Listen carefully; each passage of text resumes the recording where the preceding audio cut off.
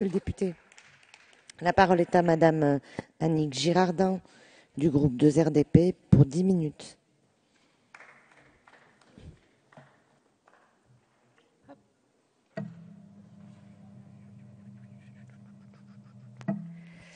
Madame la Présidente, Monsieur le Ministre, Madame la Présidente de la Commission, Monsieur le rapporteur, en apparence, les marchés financiers se sont apaisés. Cela nous pousse à croire que la crise financière est résolue et que nous aurions seulement à agir en faveur de l'économie réelle. Mais résorption n'est pas guérison. Les dangers qui pèsent sur le système financier persistent, les risques sont latents. La finance de l'ombre prospère hors de toute contrainte. La hausse vertigineuse du bilan des banques centrales ne continuera pas indéfiniment et actuellement, la chute des devises des pays émergents est tout à fait préoccupante. Enfin, la stabilité de certaines banques européennes est au moins aussi préoccupante que le niveau des dettes souveraines ou l'atonie de la croissance en Europe. Alors que 500 banques ont fait faillite aux États-Unis, seules 40 ont disparu en Europe. Sauf à faire preuve de patriotisme naïf, toutes les banques européennes ne sont pas en bonne santé. Il est d'ailleurs étonnant que l'on mette tant d'ardeur à relancer la croissance et notre économie et si peu à prévenir les risques financiers. On aurait beau élaborer les meilleurs pactes et les meilleures remises à plat, une crise financière même de faible ampleur pourrait balayer en quelques semaines ce qui aura été construit pendant des années. Face à ces enjeux, la programmation de ce débat, un jeudi soir, devant un hémicycle quasi vide, est donc regrettable.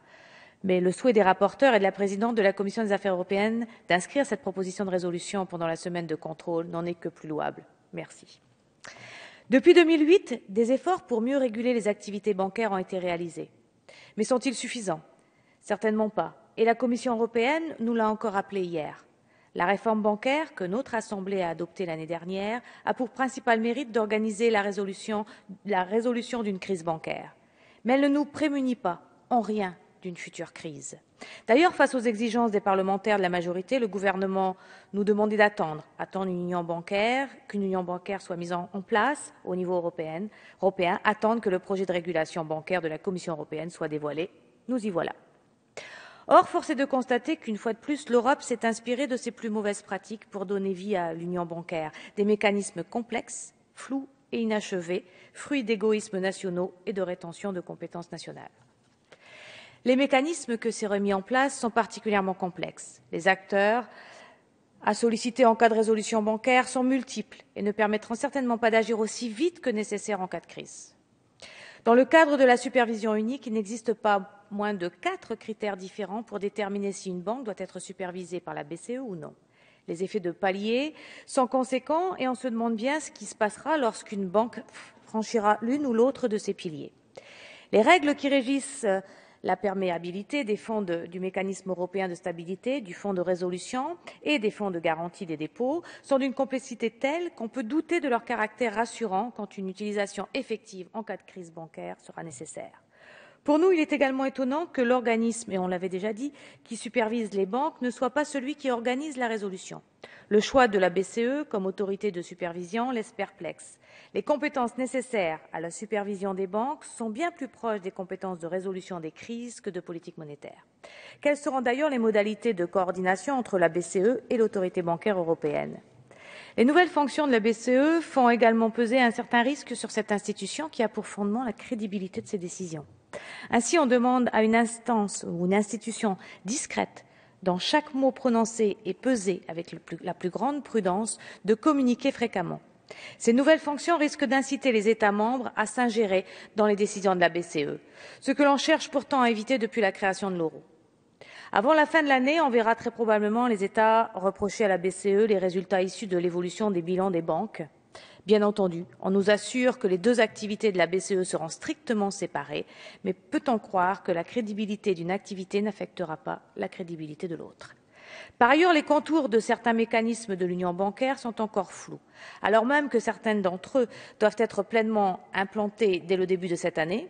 Par exemple, les modalités d'évaluation des actifs des banques sont encore inconnues, en dehors des grandes lignes qu'on a pu effectivement tous lire. Or, cette évaluation doit s'achever dans 8 mois. Quelle sera la grille des critères retenus? Cette question est particulièrement importante puisque tous les systèmes bancaires ne fonctionnent pas de la même façon et n'ont pas les mêmes habitudes. Quelles informations seront communiquées? Les résultats de cette évaluation seront-ils communiqués individuellement ou de manière globale, telle qu'on nous le laisse penser aujourd'hui? Une communication globale affaiblirait l'ensemble du système bancaire et notamment les établissements qui se portent bien. La communication des résultats aura un effet direct sur les marchés financiers, aussi bien après qu'avant leur publication. Une erreur d'appréciation ou un simple retard dans la publication des résultats affaiblirait le système financier européen et mettrait à mal la crédibilité de la BCE. On ignore également comment sera réalisée une éventuelle recapitalisation, qui s'en chargera, avec quels fonds, comment s'organisera la recapitalisation. J'arriverai pas, hein, la recapitalisation directe. Voilà. On a tout de même l'impression que l'Union s'apprête, à réaliser la première mise à l'eau d'un navire rempli de passagers, et on en est satisfait, mais dépourvu de bouée de sauvetage. Enfin, l'union bancaire est inachevée. La garantie des dépôts, qui compose, et mes collègues l'ont également dit, qui compose pourtant l'un des 3 piliers de cette union, au même titre que la supervision et la résolution, demeure sous la responsabilité des États. Seule une harmonisation qui verrait le jour, alors qu'on parle d'un fonds unique, et nous on estime effectivement que ce fonds unique aurait dû être créé. La proposition de résolution que nous examinons est constituée de 2 parties, l'une sur l'union bancaire, l'autre sur le renforcement des politiques économiques. La seconde partie ne pose aucun problème au groupe de RDP. Nous sommes tout à fait favorables à ce que la coordination des politiques économiques soit renforcée. Cette convergence est indispensable et nous la soutenons. En revanche, une question s'est posée au sein de notre groupe de RDP. On s'interroge effectivement sur le risque de légitimer une union bancaire incomplète. Bien entendu, cette proposition permettra au gouvernement français d'asseoir, grâce à notre approbation, la légitimité de ses exigences face aux demandes parfois contradictoires de d'autres pays européens. Mais doit-on réellement renforcer la position du gouvernement français alors que depuis hier, il ne se prive pas d'émettre des critiques à l'encontre des propositions de la Commission européenne visant à réformer les banques? Comme vous le savez, lors de la dernière loi bancaire française, le groupe de RDP avait soutenu une séparation plus stricte des activités bancaires, en particulier pour que soit filialisée la tenue des marchés. Nous regrettions également que les activités de spéculation pour fonds propres n'aient pas été interdites. Notre position est la même. La position du commissaire Michel Barnier, qui n'est pas un gauchiste acharné, correspond tout à fait à nos attentes. Il ne faudrait pas que cette proposition de résolution soit utilisée par le gouvernement pour justifier sa position sur la réforme bancaire européenne, et j'espère, Monsieur le Ministre, que vous pourrez nous répondre à ce sujet. Les défauts de l'union bancaire peuvent paraître sans gravité. Après tout, certains diront que l'Union européenne s'accommode bien de mécanismes obscurs et incomplets. L'union bancaire n'est pas le premier projet inachevé et ne sera certainement pas le dernier. Sauf que le secteur financier n'est pas un secteur comme un autre. Il surréagit à la moindre faille et peut s'avérer fatal pour l'ensemble de l'économie. Nos exigences en ce domaine doivent être extrêmement élevées.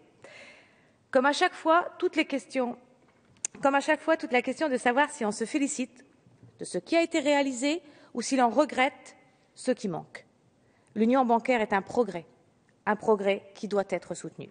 Malgré nos quelques réserves, nous ne pouvons donc que soutenir cette proposition de résolution, car même si elle est légitime des décisions insatisfaisantes, elle pousse aussi à ce que les derniers éléments en cours d'arbitrage favorisent une union bancaire plus intégrée. Une union bancaire qui n'est pas une finalité, mais bien une étape supplémentaire dans la construction d'une véritable fédération européenne. Merci.